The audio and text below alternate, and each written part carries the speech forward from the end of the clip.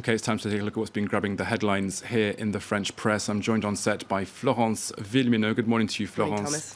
And first of all, papers here in France reacting to that deadly terrorist attack in Istanbul. That's right. Now, of course, that attack happened at 10 p.m. local time. That's 9 p.m. Paris time, so shortly before a lot of papers went to press. So papers are mainly factual. You can get all the latest details on Le Monde's website here. You can see Le Monde focusing on what the Turkish prime minister said. Essentially, 3 kamikazes arrived at the airport in a taxi, opened fire, and eventually detonated their explosive belts. The prime minister, Ben Ali Yildirim, said that all clues for now point to Daesh. That is, of course, the name for the Islamic State group, although no group has yet claimed responsibility.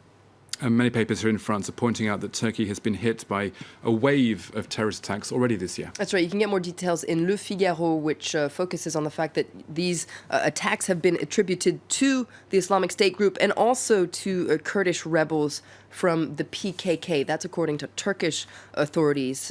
Now, this article is also focusing on the fact that, for now, no group has claimed responsibility for last night's attack, but it really has all the trademarks of the jihadist type attack. It's kind of the same modus operandi that we saw in Brussels on those attacks on the airport and on the metro system there. Le Figaro is focusing on the context as well, because this attack comes just a day after Ankara made signs of openness towards Russia and Israel, 2 countries with whom Turkey was having kind of tense diplomatic ties up until very recently.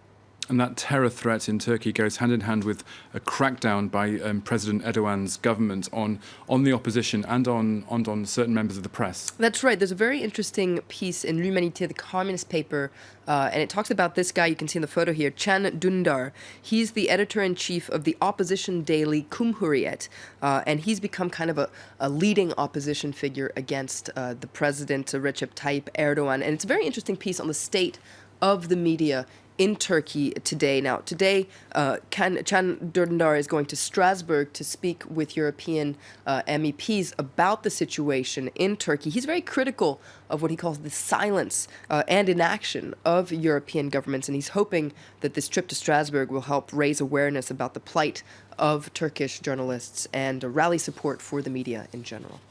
Okay, let's move on. And the UK is still in the spotlight following its decision to quit the European Union. Le Figaro says the Leave campaign is wasting no time to break its campaign promises. That's right. The Brexit's broken promises. That's what Le Figaro is focusing on. It hasn't even been a week, and Boris Johnson and his Leave acolytes are busy reneging their promises. Now, Nigel Farage wasted no time at all. The day after the vote, he said that it had been a mistake to make a pledge saying that a bunch of money that was going towards the EU would actually go towards the NHS, the National Health Service. But that's not all. Le Figaro says that the Leave campaign is backtracking on all sorts of things, including very fundamental things to being part of the European Union, like the common market, or putting an end to the freedom of movement between the UK and the European Union. And Le Figaro says, if the campaign is coming back on all these promises, what was the point of the referendum after all? I'm sure many people that voted to leave must be pretty disappointed by that news.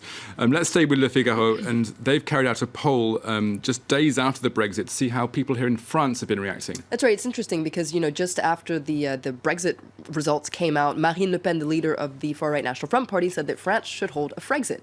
Now, Le Figaro carried out this poll that you can see the results here. It says that the French people do not want to leave the European Union. They heart the European Union. The results of this referendum are these. If a Frexit were held today, 33% of French people would want to leave the EU. 45% of people would want to stay. According to this poll, 22% of people didn't really make up their mind, so they could swing the vote, perhaps.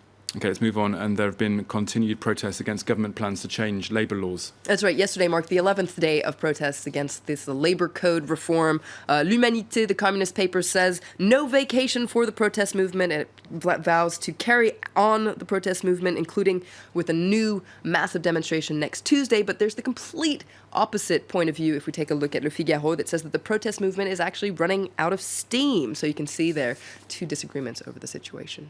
Okay, Florence, thanks very much for that look at the French press this hour. We're taking a very